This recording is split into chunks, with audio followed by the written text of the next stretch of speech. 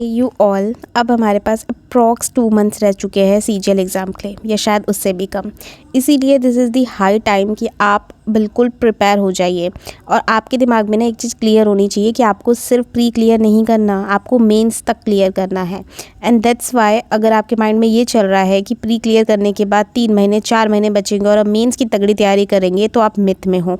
आपको अपने theory subject pre से पहले ही बिल्कुल अच्छे से रिवाइज़ कर लेना है, क्योंकि मेंस प्री होने के बाद जो टाइम है ना, वो ऐसा जाएगा कि आपको समझ ही नहीं आएगा कि कहाँ चला गया, क्योंकि बहुत सारी चीज़ें करने को रहेगी। मतलब थ्योरी के साथ आपको कंप्यूटर टाइपिंग करनी है, ऊपर से 2-2.5 घंटे का मॉक एंड उसकी एनालिसिस अलग।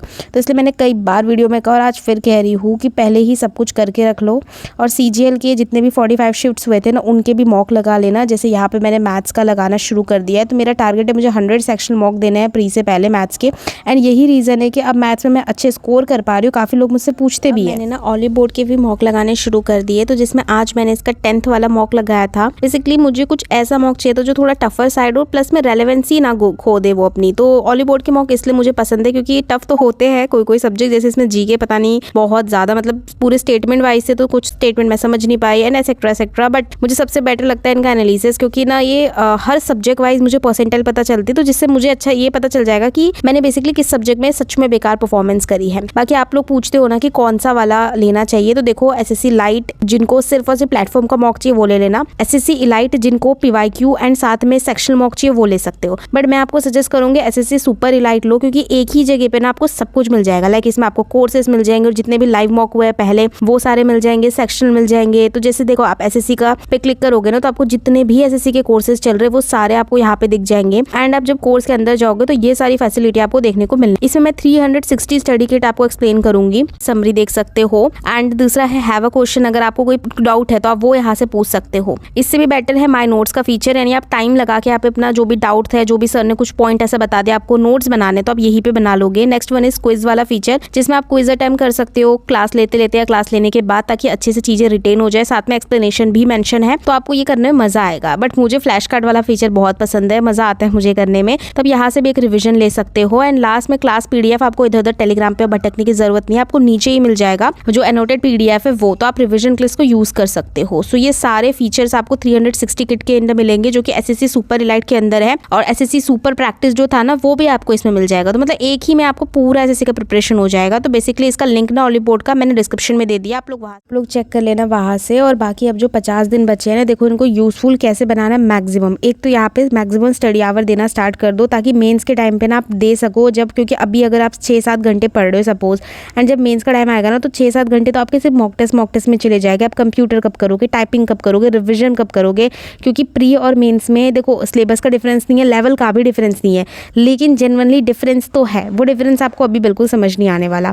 इसीलिए खुद को बहुत अच्छी तरीके से आपको प्री में प्रिपेयर कर लेना है। यानी कि मेरा कहने का मतलब है आपकी थ्योरी पोर्शन जो है ना, reasoning, maths, GK and English, ये बहुत अच्छे से कर लो, सोर्सेज फिक्स कर लो। यही सेम सोर्स आपको मेंस में भी रिपीट करना है, ये गलती मत करना। मैं पिछले 2 साल में यही गलती करती आई हूँ कि मुझे ऐसा लगता है मेंस पता नहीं कौन सा रॉकेट साइंस है और उसके लिए मैं अलग से कोर्सेज लेने बैठ जाती हूँ। मतलब मैं इतने पैसे वेस्ट करती हूँ उस टाइम पे कि पूछो ही मत। ये गलती मत करना। प्री के टाइम पे आपने जो सोर्स फिक्स कर ले उसी से रिविजन कर लो, आपको देखना उसी से मेंस में अच्छे स्कोर आने लग जाएंगे। और जहाँ पे 1-2-3 टॉपिक आपको लगेगा कि यहाँ पे ज़रूरत है, तो उनके लिए थोड़ा बहुत इन्वेस्ट कर लो, लेकिन तब जब आपके पास टाइम है, जब आपने प्री का जो प्रॉपर सिलेबस है कंप्लीट है, यानी कि वोकैबुलरी का सोर्स फिक्स कर लो।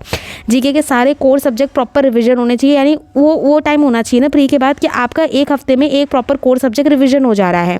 मैथ्स का आपको एक चैप्टर रिविजन करने में 2 या 2.5 दिन मैक्स टू मैक्स लग रहे हैं, इससे ज़्यादा नहीं लग रहा है। आपने इतना कंसाइज कर लिया अपने नोट्स को। इंग्लिश ग्रामर आप डेली रिविजन मतलब कर पा रहे हो इतना कि आपका एक दिन में आप पूरा ग्रामर रिवीजन कर सकते हो, तो आपको इस लेवल तक की रिवीजन रखनी है। रीजनिंग आपका आधे दिन में कंप्लीट हो जाए, जो भी नए टॉपिक आप सबके शॉर्ट नोट्स आपके प्रिपेयर होने चाहिए। तो इस तरीके से जैसे कि सीजीएल के मैंने देखो ये 45 शिफ्ट जो हुए थे ना, और एमटीएस वगैरह के, जितने भी 1 वर्ड सब्सटीट्यूशन है ना, मैंने सबका इकट्ठा नोट्स बना के रख लिया। ये पीडीएफ चाहिए तो बता देना, मैं वैसे शेयर कर दूंगी।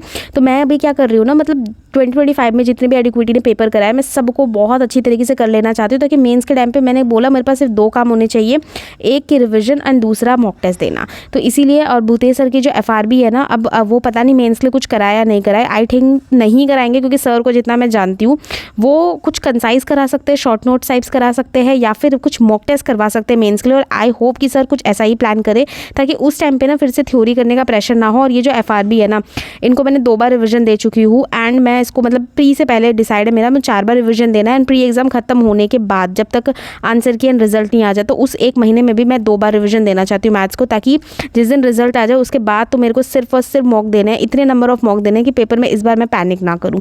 तो ये कंप्लीट मेरा 50 दिन का प्लान है। जो पहली बार भी पेपर देने जा रहे हैं ना, उनको मेरा यही सजेशन है, प्रॉपर देखो मैंने सोर्सेज का ना डिसाइड कर रखा है, मैंने मतलब पूरा बना के रखा है फोल्डर वगैरह, और यही फिक्स है मेरे। और ये लैपटॉप में ये मेरा फेवरेट फोल्डर बन चुका है, पूरा सब कुछ मैंने डिसाइड कर रखा है। तो आप इस तरीके से कर सकते हैं। इंग्लिश के सारे मैंने जो भी इंपॉर्टेंट PDF है मैंने वही रखे, और जिनका काम नहीं होता मैं उनको डिलीट कर देती हूँ। और जैसे कि मैंने बताया ना, मैंने वोकैबलरी लिखी हुई है, सो मैंने यही वाले से वोकैबलरी लिखी हुई है। ये जो बाबा करके PDF है, ये आपको मिल जाएगा मेरे टेलीग्राम पर, वहाँ से चेक कर लेना। बाकी that's it for this video. मिलते किसी अगली वीडियो में। कोई भी डाउट आप मुझसे कमेंट में पूछ सकते हो। तब तक के लिए बाय बाय।